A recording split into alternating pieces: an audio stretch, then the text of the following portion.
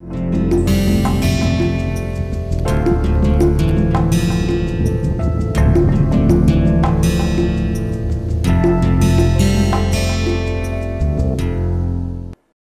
everyone.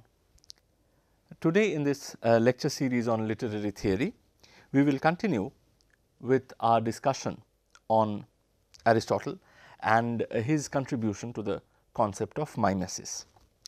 As you will know, the text by Aristotle which frames our discussion on this topic of mimesis is the extant volume, the surviving volume of Poetics. And in my previous lecture, I have already pointed that this text can be read as a sort of dialogue between Plato's concept of mimesis and mimetic art and Aristotle's critique of that concept. Indeed, Plato's conception of mimesis forms a point of departure for Aristotle in Poetics, and in our previous lecture we had started analyzing how Aristotle, while agreeing with Plato's basic idea that all art is mimetic, defends mimesis against Plato's accusations. Now, one significant way in which Aristotle critiques Plato's position on mimesis is by redefining the relationship between the mimetic process and the object of mimesis. And I have argued in my earlier lecture on Aristotle that Aristotle does not consider mimesis as a simple mirroring of an object, rather than looking at it like a mirror image.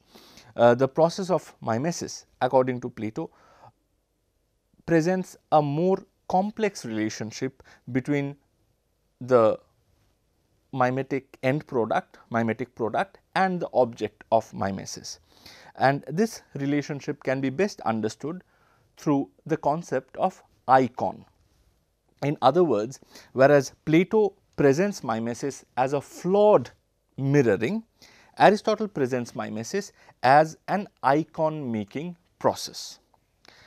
In today's lecture, we will elaborate on this idea of a mimetic product as an icon, and we will see how this understanding redeems mimesis from being regarded as merely flawed mirroring. After that, we will move on to the idea of catharsis and see how Aristotle uses it to counter Plato's argument that mimesis, or more specifically mimetic poetry, is harmful because it stirs passionate emotions and thereby suppresses the rational faculty of human beings. But let us start with the issue of mimesis as icon making. Here I would like to reiterate the question with which I had ended my previous lecture, and the question that I had posed was this: if the relationship between mimesis with the object of mimesis or imitation is not that of transparent mirroring, then what other kinds of imitation is possible? If mimesis is not mirroring, then what other kind of mimesis is possible? What other kind of imitation is possible? To answer this question, let us first look into these lines which we find in book 4 of Poetics. I quote from Aristotle: "Objects which in themselves we view with pain, we delight to contemplate when reproduced with minute fidelity, such as the forms of the most ignoble animals and of dead bodies. The cause of this again is that to learn gives the liveliest pleasure, not only to philosophers, but to men in general, whose capacity, however, of learning is more limited. Thus, the reason why men enjoy seeing a likeness is that in contemplating it, they find themselves learning or inferring and saying perhaps Ah, that is he. For if you happen not to have seen the original, the pleasure will be due not to the imitation as such, but to the execution, the colouring, or some such other cause. Note here that according to Aristotle, the chief pleasure that mimesis or mimetic art offers is the pleasure of recognition.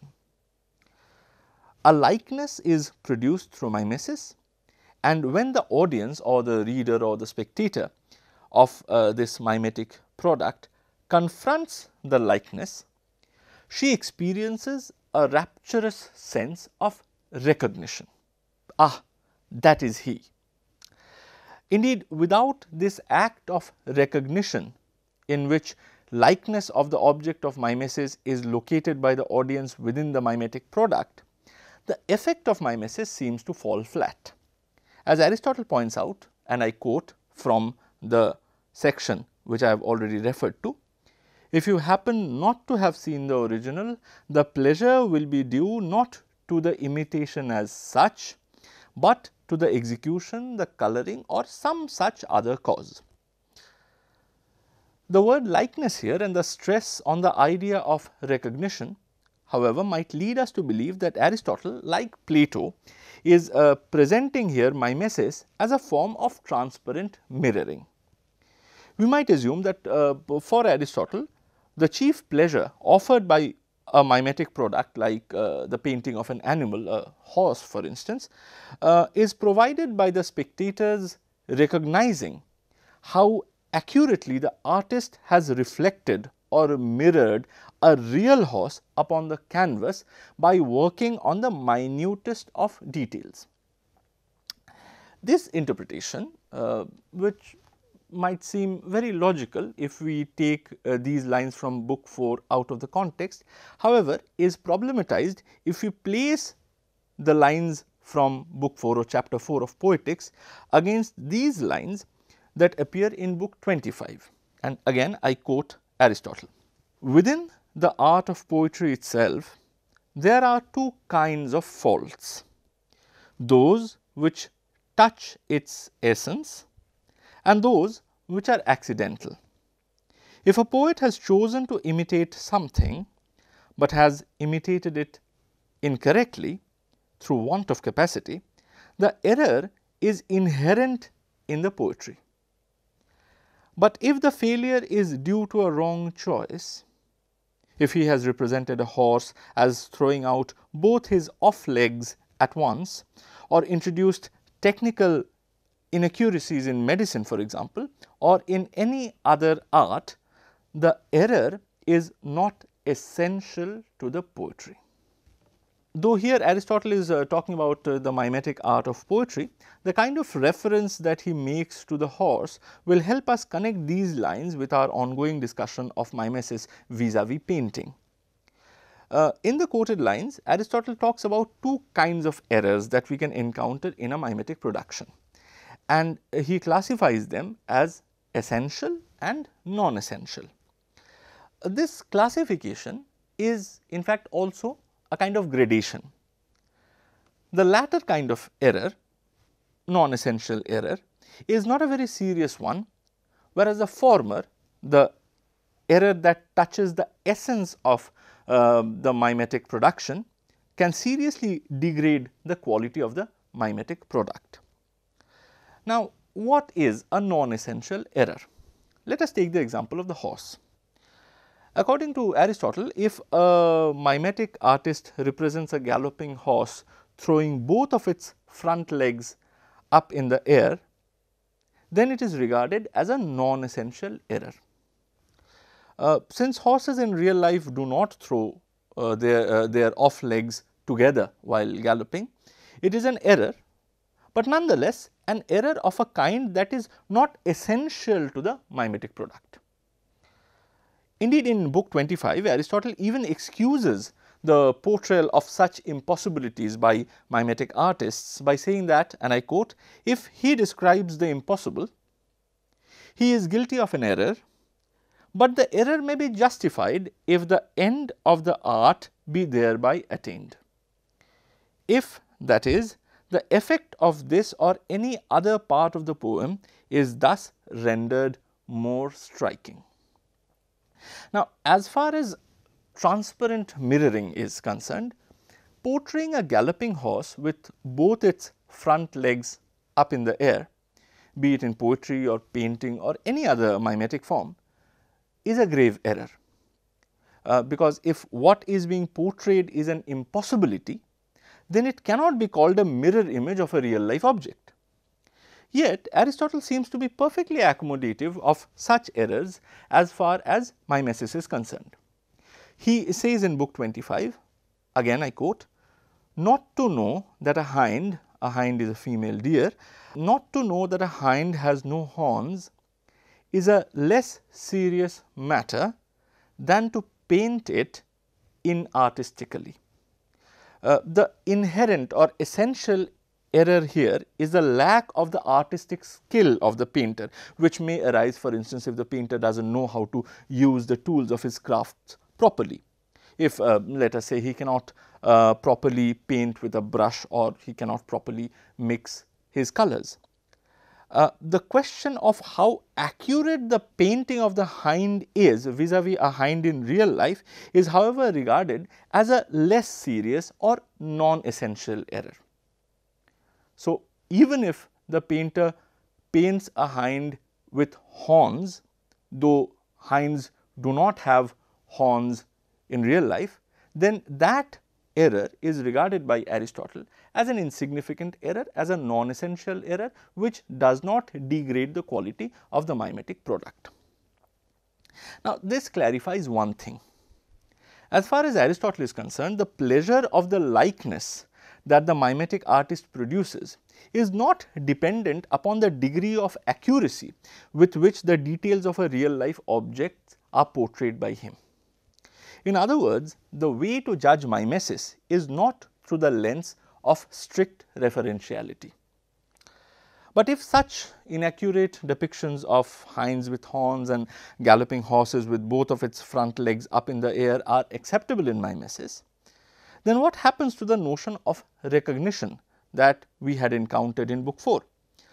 As I have said before, the pleasure of mimesis is derived from recognizing it, recognizing in the mimetic product a likeness of some other object.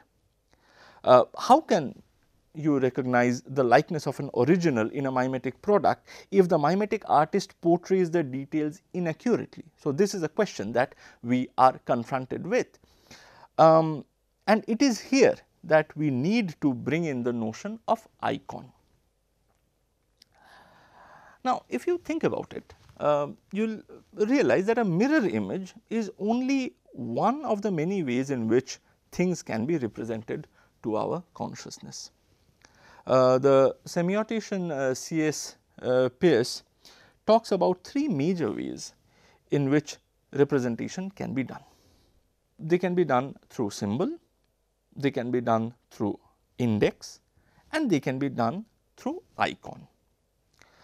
All of these three things have two constant elements in them, and one of those constant elements is called the signified, which is the object that is being represented, and this object can be something concrete like a pencil or a horse or an aeroplane, for instance, or it can be something abstract like a concept, a thought, a plan. But there is also another constant element in each of these three things that I mentioned: symbol, index, and icon. And that second constant element is called the signifier, which is basically a visual or an auditory mark which is used to represent the signified. Now, let us take the case of a symbol.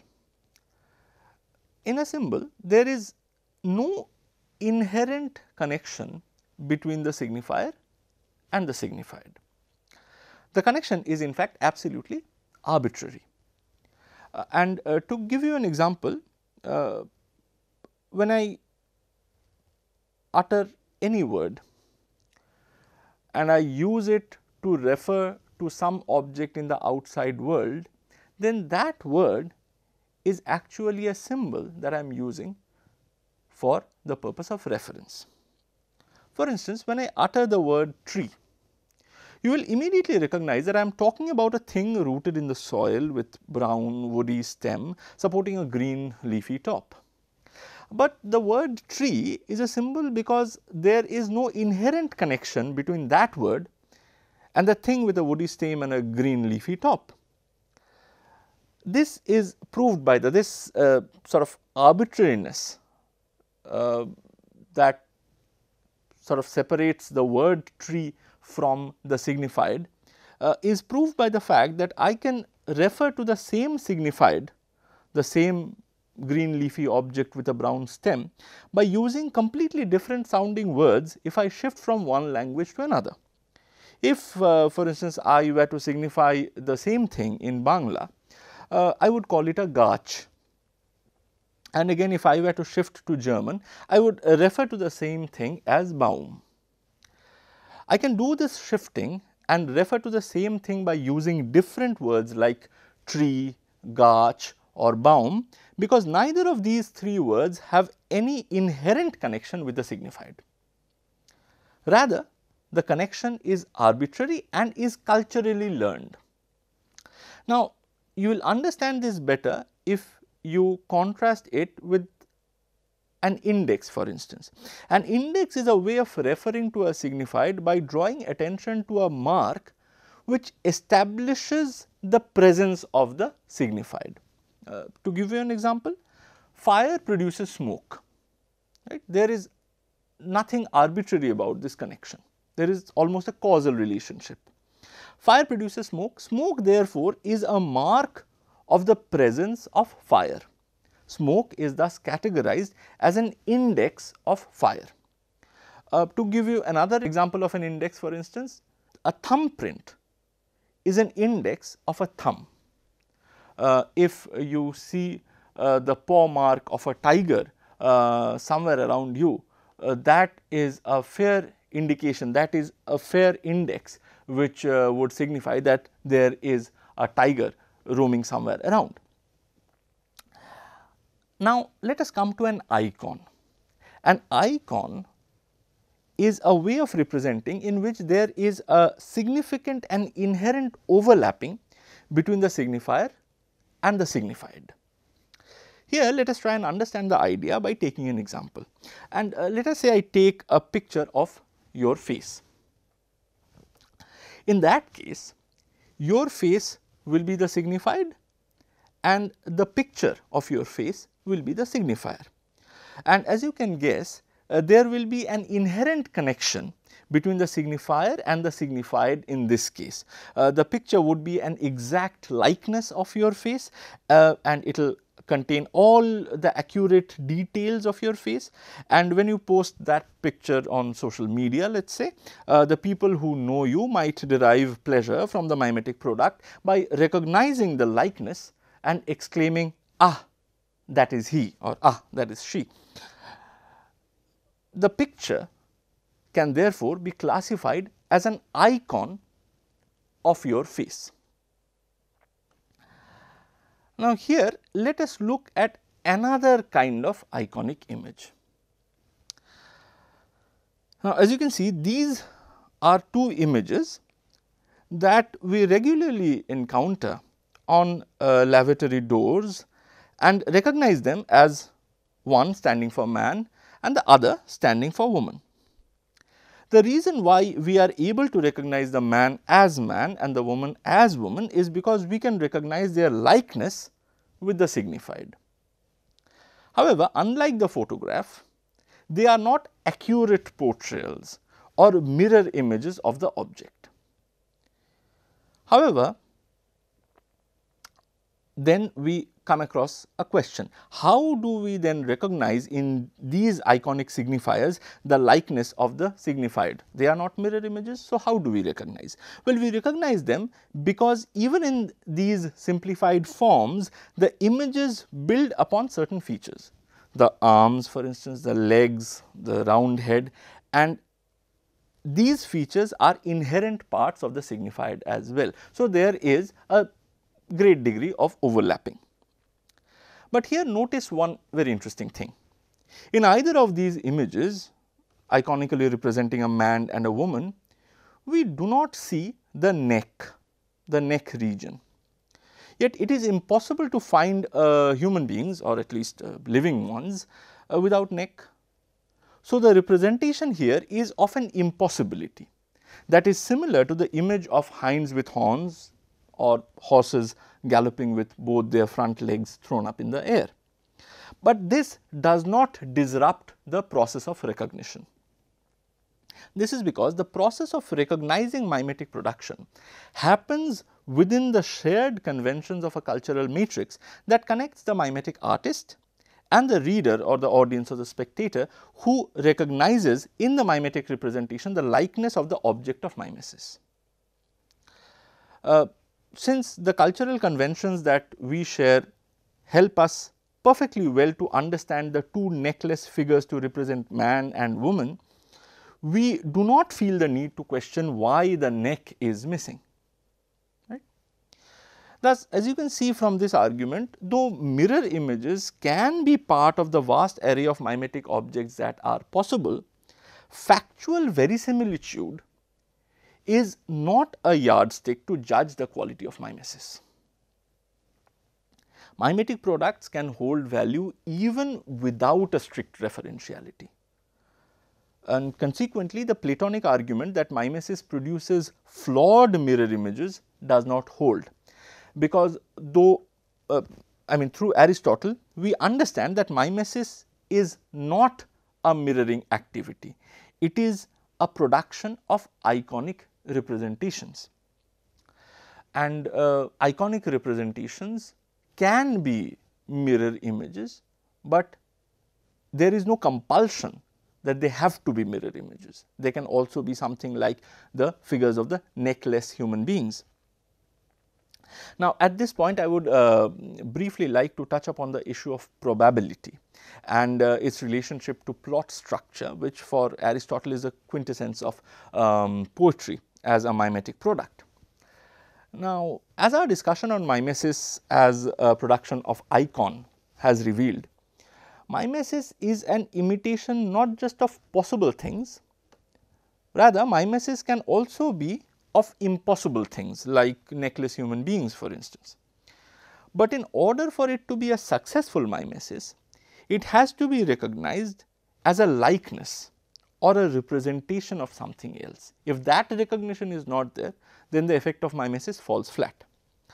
Now, whether or not it will be recognized, the mimetic product will be recognized by the reader or the spectator or the audience will depend upon the notion of probability, and the sense of what is probable and what is not probable will in turn depend upon the conventions that underline the cultural context shared by the mimetic artist and her reader or audience or spectator.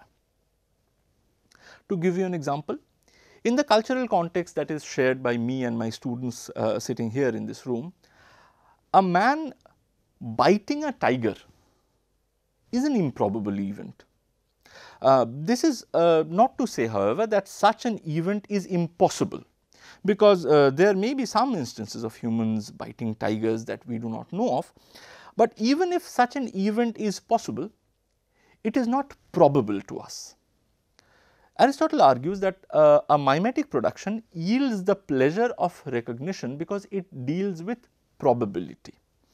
A Shakespearean tragedy like King Lear, for instance, is a successful mimesis not because we actually know of a king called Lear who had to undergo such torture in the hands of his daughters named Goneril and Regan.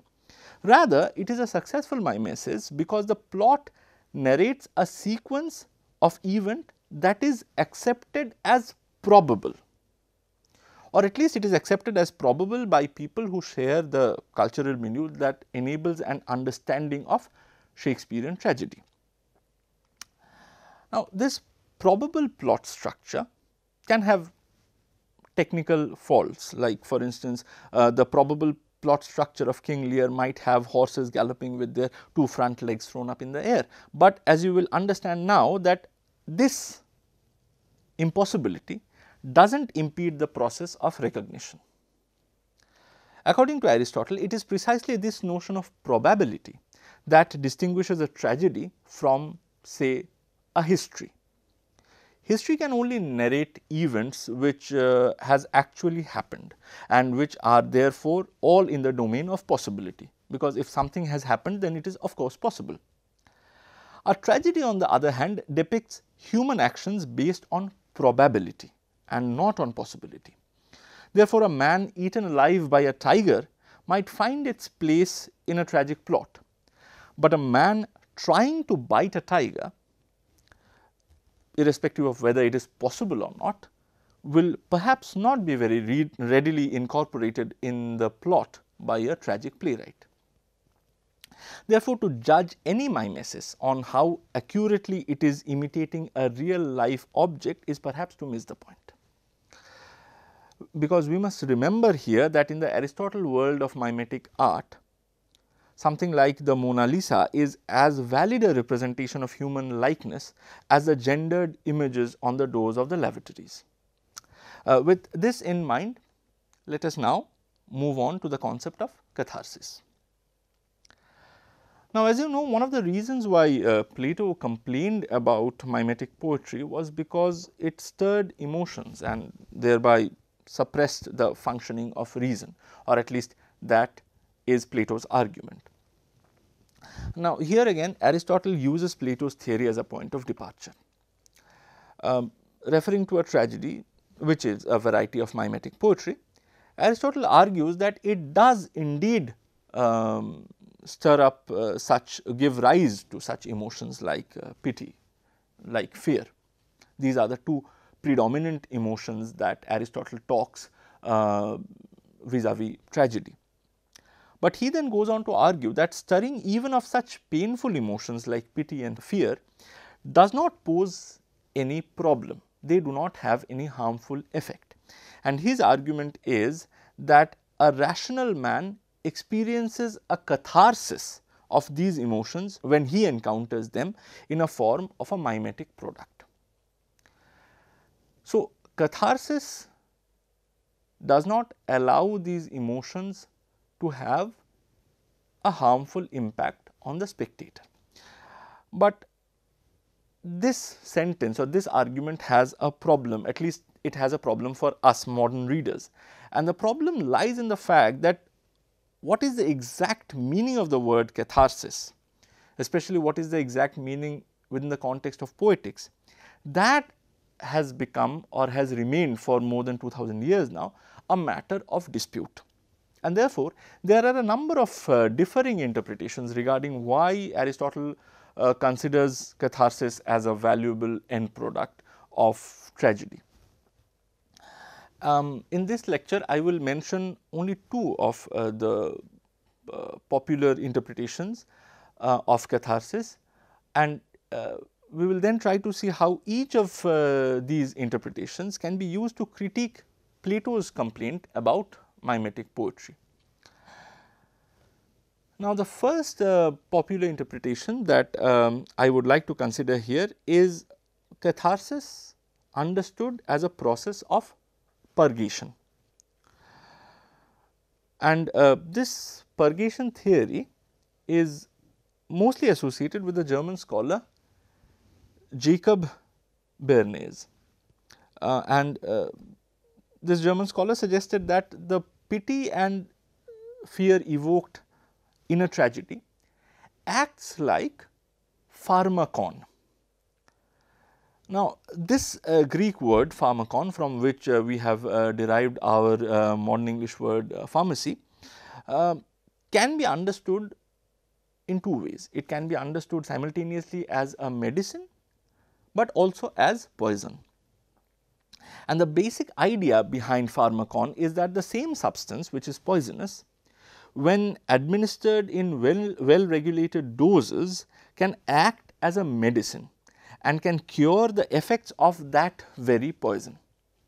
So, looking from this perspective, someone like Bernays, for instance, would argue that tragedy, by producing emotions like fear and pity in a regulated way, helps purge the excess of these noxious or troubling emotions. Fear, for instance, is a rather problematic emotion, if not pity, but even pity is a problematic emotion. It is a painful emotion nonetheless. And the other theory, so this is the theory of purgation, catharsis understood as purgation, but I want to refer to another theory which is also very popular, and this is a theory regarding catharsis understood as an educative process. In this theory, fear and pity, the argument goes that that fear and pity, when encountered in real life, are problematic to deal with and they can easily overwhelm us. However, when experienced in the form of a mimetic product, we can observe and study them from a sufficient distance, even though they are painful emotions. And by repeatedly encountering the emotions like pity and fear, a tragedy evokes within the spectator an urge to associate them with the right kind of objects, right. So, it is a matter of repeated habituation. The more you encounter these emotions, the more you learn, it is an educative process, the more you will learn the right objects onto which you need to invest these emotions. And in fact, through such a process of repeated encountering of such emotions, the spectator gets to know as well as to train his emotions in a way which is not possible otherwise in circumstances where the emotion overwhelms that person. Now, as you can see, each of these two interpretations of catharsis are very different from each other. Yet both of them can be used to produce a critique of Plato's view on mimesis. For instance, if catharsis is understood as purgation, then mimetic poetry, like tragedy for instance, does not suppress reason by arousing emotions. Rather, the action of a rational man is made free from the ill effects of noxious emotions through the purgative cleansing of those emotions by catharsis. Catharsis cleanses emotions, right, and therefore makes rationality all the more possible. If on the other hand, catharsis is understood as an education of emotion, even then reason is not suppressed, because catharsis then becomes a training process through which a young spectator might learn to guide his emotions rationally towards the right objects. So, in either of the two cases, in either of the two interpretations, we can see that we can critique Plato's argument that mimetic poetry suppresses reason, as Aristotle shows through the instance of tragedy, an example of mimetic poetry, that it does not suppress reason, it effects a catharsis of emotion which helps a rational human being. With this, we end our discussion on Aristotle, and this is also the end of our discussion on mimesis.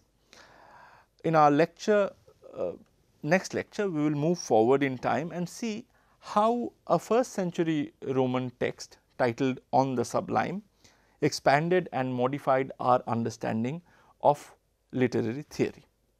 Thank you.